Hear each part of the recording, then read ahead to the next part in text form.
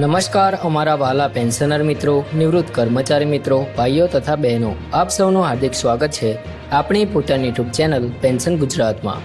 તો મિત્રો, આજે તારીખ 20 એપ્રિલ 2026 છે અને આજે આપણે ખૂબ જ મહત્વપૂર્ણ અને તાજી અપડેટ વિશે વાત કરવા જઈ રહ્યા છીએ, જે સીધી રીતે તમારા પેન્શન સાથે જોડાયેલી છે। તો મિત્રો, આ વિડીયોને અંત સુધી જરૂરથી જોતા રહેજો, કારણ કે આજની માહિતી તમારા માટે ખૂબ જ ઉપયોગી સાબિત થવાની છે। તો મિત્રો, સરકારે હાલમાં જ એક મહત્વપૂર્ણ નિર્ણય જાહેર કર્યો છે, જેમાં પેન્શનરો અને સરકારી કર્મચારીઓ માટે મોંઘવારી ભથ્થું એટલે કે ડીએમાં 2% વધારો મંજૂર કરવામાં આવ્યો છે। આ વધારાથી હવે કુલ ડીએ અને ડીઆરનો દર 58% પરથી વધીને 60% થયો છે। મિત્રો, આ એક સારો સુધારો છે, કારણ કે તે સીધો તમારા માસિક પેન્શન અને આવકમાં વધારો લાવે છે। હવે મિત્રો, સૌથી મહત્વની વાત એ છે કે આ વધારો જાન્યુઆરી 2026થી અમલમાં ગણવામાં આવ્યો છે, એટલે કે તમને માત્ર એપ્રિલ મહિનાથી જ નહીં, પરંતુ જાન્યુઆરી, ફેબ્રુઆરી અને માર્ચ મહિનાનો બાકી રહેલો વધારો એટલે કે એરિયર્સ પણ મળશે। આનો અર્થ એ થાય છે કે તમારા ખાતામાં એકસાથે વધારાની રકમ જમા થવાની છે, જે પેન્શનરો માટે એક મોટી રાહત બની શકે છે।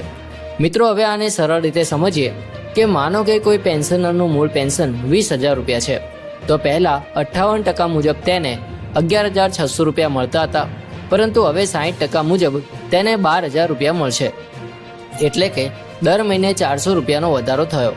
હવે જો જાન્યુઆરીથી એપ્રિલ સુધીના 4 મહિનાનો હિસાબ કરીએ તો આશરે 1,600 રૂપિયા જેટલું એ રેટ્સ મળશે। મિત્રો, આ રીતે જોવામાં આવે તો આ વધારો નાનો લાગતો હોવા છતાં વાસ્તવમાં ખૂબ જ ઉપયોગી છે। મિત્રો, આ વધારો માત્ર એક આંકડો નથી, પરંતુ તે તમારા રોજિંદા જીવનમાં સીધી અસર કરે છે। આજના સમયમાં મોંઘવારી સતત વધી રહી છે। દવાઓ, ખોરાક, વીજળી, ગેસ દરેક વસ્તુના ખર્ચામાં વધારો થઈ રહ્યો છે। આવી સ્થિતિમાં આ પ્રકારનો ડીઆર વધારો પેન્શનરો માટે એક મોટી મદદ સાબિત થાય છે।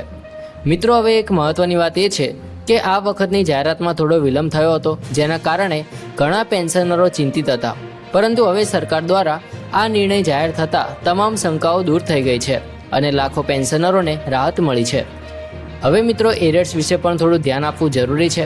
તો સામાન્ય રીતે આ પ્રકારનો વધારો જાહેર થયા પછી આવતા પેન્શન ચક્રમાં એરિયર્સ જમા કરવામાં આવે છે, પરંતુ વિભાગ પ્રમાણે થોડો સમય લાગી શકે છે, તેથી મિત્રો થોડું ધીરજ રાખવી જરૂરી છે। મિત્રો, અહીં હું એક ખાસ સલાહ એ પણ આપવા ઈચ્છું છું કે જ્યારે તમને આ વધારાની રકમ મળે ત્યારે તેનો યોગ્ય ઉપયોગ કરો। ખાસ કરીને આરોગ્ય ખર્ચ અથવા બચત માટે તેનો ઉપયોગ કરશો તો તે ભવિષ્યમાં તમને વધુ મદદરૂપ થશે। પેન્શનરો માટે આર્થિક સુરક્ષા ખૂબ જ મહત્વપૂર્ણ હોય છે।